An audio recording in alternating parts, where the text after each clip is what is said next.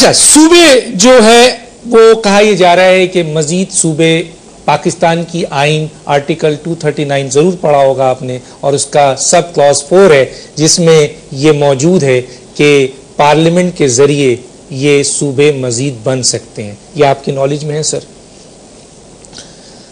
تو اس کی میں بعد میں تشریح میں آ رہا ہوں مثلا آپ اس کو ایکسپٹ کرتے ہیں؟ نہیں، آپ سوال پوچھنا پھر میں جواب دیتا ہوں. اچھا مثلا آپ نے یہ پڑھا ہے سر؟ پہلے کوسچن آنسر سیشن نہیں دیں گے. اب میں آپ سے سوال کرتا ہوں کہ اگر آئین کی کانسٹیٹیوشن میں یہ موجود ہے کہ پاکستان کے اندر مزید صوبے بن سکتے ہیں، تو پھر ایز اے پاکستانی آپ کا یہ حق ہے کہ مثلا آپ کا یہ آپ کے اوپر لاگو ہوتا ہے کہ آپ آئین کی پاسداری کرتے ہوئے مزید صوبے بننے دیں.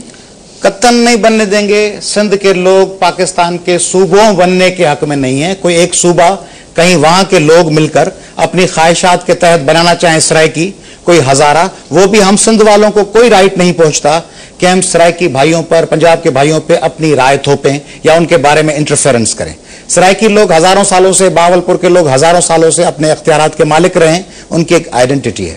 مگر پاکستان کی آپ نے بار بار آپ کہہ رہے ہیں کہ پارلیمنٹ کے پاس اختیار ہے. پارلیمنٹ کے پاس قطعاً اختیار نہیں ہے. 1940 کی قرارداد کے کانٹریکٹ کے تحت ہم پاکستان میں آئے ہیں. اس میں تو یہ کہا گیا تھا کہ سندھ اور جو کمپوننٹ اسٹیٹس ہیں وہ سوورن ہوں گی اور انڈیپینڈنٹ ہوں گی، ان کے پر رائٹ آف سیسیشن ہوگا.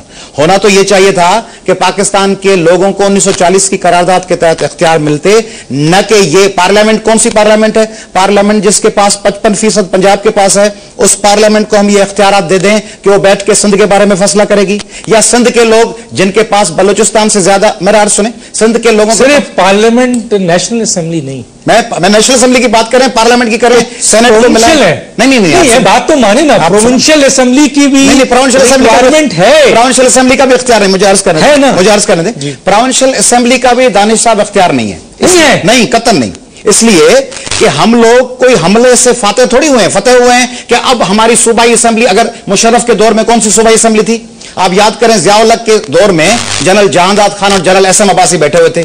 پٹھو قسم کے وڈیرے آ کر ایم پی اے بنے تھے. ان کو اگر اسٹک دکھا کے، ڈنڈا دکھا کر ایوب خان کہے اور وہ کوئی بھی فیصلہ دے دیں، وہ ان ارتھ ہوگا. پیپلز پارٹی کے جو ابھی دہی سے نمائندے ہیں، کیا وہ حقیقی نمائندے؟ جو سندھ کی تقسیم کی بات کرے گا، یہ سوال ابھی نہیں ہے. نہیں سنیں، جو سوال یہ نہیں، پیپلز پارٹی ہو، لیگ ہو، ایم کیو ایم ہو، اس کو سندھ کے لوگ قطعاً نہیں.